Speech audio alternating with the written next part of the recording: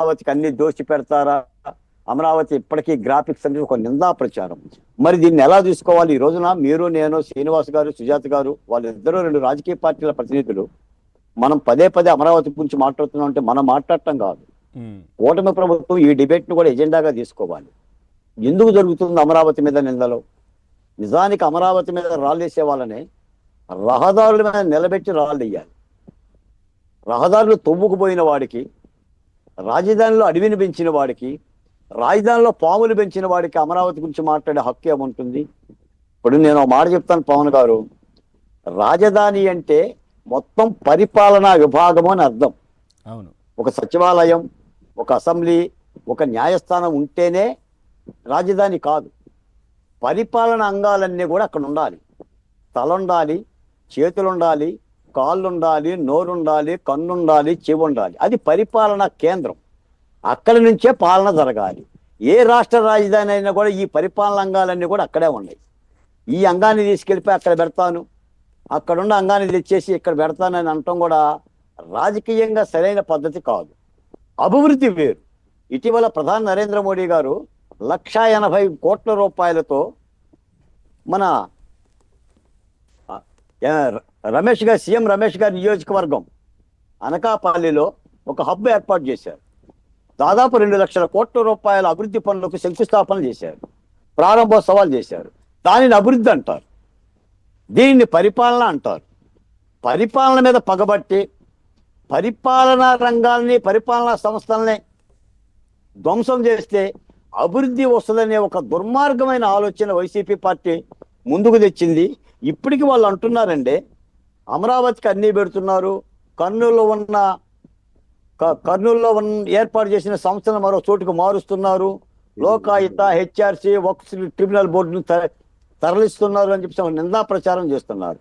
నిజానికి అమరావతికి అన్ని పెడుతున్నారంటే అమరావతి డెవలప్ అయిన తర్వాత రెవెన్యూ మొత్తం అక్కడి నుంచే వస్తుంది కదా. ఇప్పుడు హైదరాబాద్ నుంచి వస్తుంది కదా.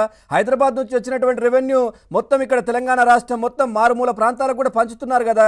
ఇప్పుడు రేపు పొద్దున అమరావతికి డెవలప్ అయిన తర్వాత కూడా ప్రభుత్వం దగ్గర ఉన్న భూమి కావచ్చు, దాదాపుగా 10,000 ఎకరాలు మనం ప్రభుత్వానికి సంబంధించి వాడుకుంటే మిగిలిన 23,000 ఎకరాలు అంతా ఆ అభివృద్ధి జరుగుతుంది, లాభమే కదా. అదంతా కూడా డెవలప్మెంట్ అంతా కూడా రాష్ట్రం నలుమూలల పంచొచ్చు కదా. పవన్ గారు సార్, ఒట్టెట్టి చెప్తున్నా, ఇప్పటి వరకు అమరావతికి ఏమి పెట్టలేదండి ప్రభుత్వం. చెప్తున్నాను అదే. నిజానికి అమరావతికి ఏమి పెట్టలేదండి. 2014-19 మధ్య కేంద్ర ప్రభుత్వం 1,500 కోట్లు ఇచ్చింది సార్.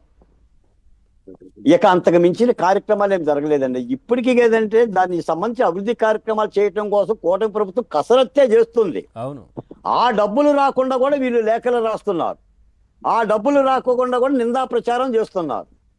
నిజానికి ఇప్పటి వరకు గత ప్రభుత్వం 3 ఏళ్ళు, జగన్మోహన్ రెడ్డి గారు 5 ఏళ్ళు, 8 సంవత్సరాల పరిపాలన జరిగింది రాజధాని అమరావతి రైతులు ఇచ్చిన భూముల్లోనే. అవును.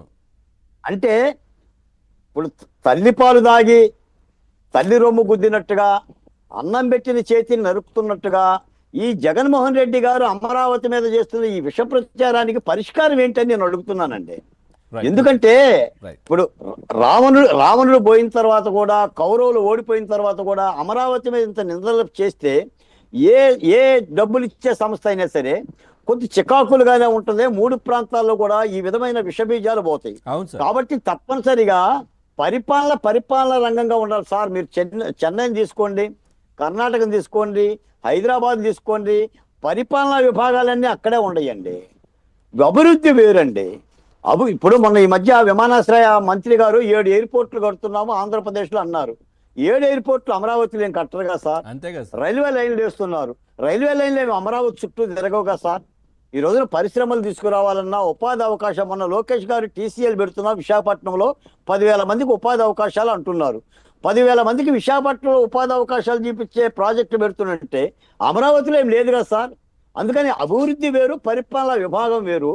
ఈ పరిపాలన ధ్వంసం చేయటం అనేది ఒక దుర్మార్గమైన ప్రక్రియ.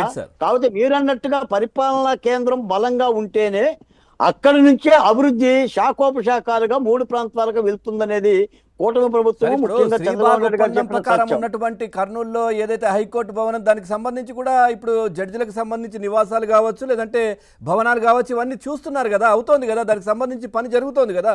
ఇచ్చినవన్నీ జరుగుతున్నాయి కదా, చెప్పినవన్నీ.